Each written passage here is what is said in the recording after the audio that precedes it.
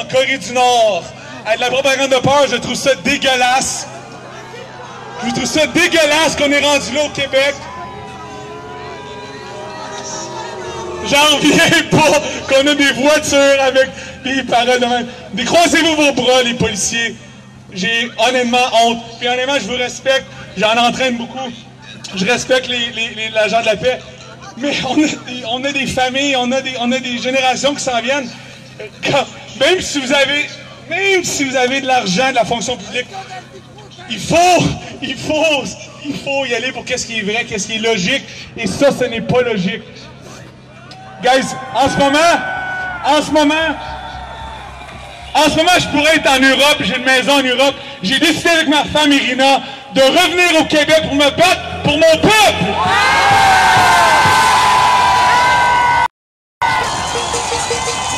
J'ai pas le goût d'être ici, vous avez pas le goût d'être ici, mais il faut le faire pour notre Québec, il faut le faire pour nous autres.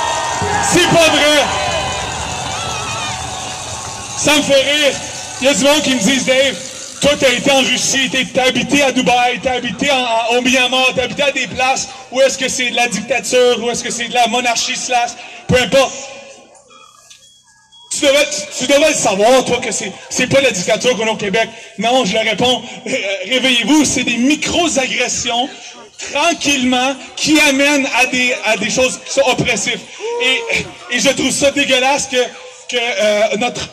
nos décideurs, en ce moment, se laissent mener par le bout du nez par l'OMS. Parce que oui, notre Québec écoute à la lettre les mémos de l'OMS sans même écouter leurs conseillers et sans même écouter les milliers de leaders mondiaux, experts, virologues, épidémiologistes. On ne les écoute pas.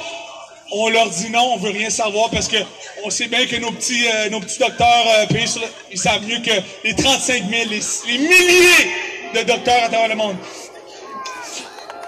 Est-ce que les gens qui sont à la maison, est-ce que les gens réalisent que c'est aussi facile acheter un docteur que c'est facile de soudoyer un politicien? À la manifestation du 20 Il n'y a pas si longtemps, nos docteurs au Québec, ils disaient que la cigarette c'était correct. On a endossé ça.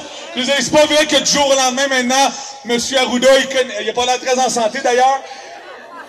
C'est pas vrai que je vais l'écouter pour ma santé. Guys, il est temps de réaliser ce qui se passe présentement. Je veux faire un geste avec vous, un geste qui est symbolique dans mon art martial, qui veut dire on challenge, ok? On met notre bras gauche en dessous de notre bras droit. On fait un triangle avec notre main. Ça, c'est un geste au-dessus de 2000 ans. C'est un geste symbolique qui veut dire, avec notre autre main, on frappe notre coude ici, 3 reprises. Ça veut dire qu'on challenge avec honneur et respect et courage notre adversaire. Et notre adversaire, présentement, c'est le gouvernement qui n'écoute pas le peuple. Et le peuple, qu'on soit 10 000, qu'on soit 100 000, on a une voix et ils doivent nous écouter. On demande un débat public d'experts. Placez-vous. 3, toi. 1, 2, 3. On va crier après, OK? 1, 2, 3, go. 1, 2, 3. Oh! Je vais vous dire, guys, je vais vous donner une situation hypothétique pour nos décideurs présentement, puis j'espère qu'ils vont savoir lire entre les lignes. Si, soi-disant, dans une situation hypothétique, une société se faisait bafouer leurs droits par leur gouvernement, elle se faisait enlever le droit de gagner leur vie, enlever le droit de rassemblement ou indirectement se faire prendre comme partenaire. Donc, le droit de gagner sa vie, le droit de s'assembler en famille, le droit de gagner sa vie, le droit de manifester. Si on verrait ça dans une société, est-ce qu'on s'attendrait... Qu'est-ce qu'on s'attendrait à cette société-là? On s'attendrait à de la désobéissance civile, évidemment, et on s'attendrait qu'ils organisent des manifestations. Pas de problème. Une fois que le gouvernement regarde ça, on s'attend qu'il fasse quelque chose. Si le gouvernement ne fait rien, la société devrait encore organiser de plus grandes manifestations. Right?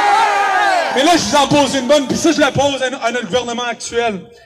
Si encore, là, cette société-là, on parle d'une histoire hypothétique, si le gouvernement encore n'écoute pas le peuple qui se lève, le peuple debout, le peuple qui demande quelque chose de si banal qu'un débat public, que d'ailleurs, très facilement peut être fait dans notre société d'État qui est le Radio-Canada, qu'on dépense des milliards de dollars annuellement, pas annuellement, mais je parle des millions de dollars. On parle simplement dans les derniers 5 ans, 675 millions de dollars au fédéral qui étaient donnés de nos taxes, nos impôts, dans la société d'État de Radio-Canada. Donc, ils nous doivent bien, ils devraient travailler pour nous, ils devraient être capables d'aller organiser un débat public.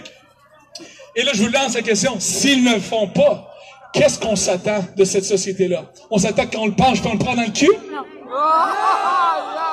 Dans cette situation hypothétique-là, moi, je m'attendrais à une révolte, je m'attendrais à quelque chose de cette société-là. On ne veut pas se rendre à là. Évidemment, on est un peuple fort, pacifique et critique. Mais je veux dire, qu'est-ce qui se passe, là? C'est aberrant que le gouvernement n'écoute pas et même renier des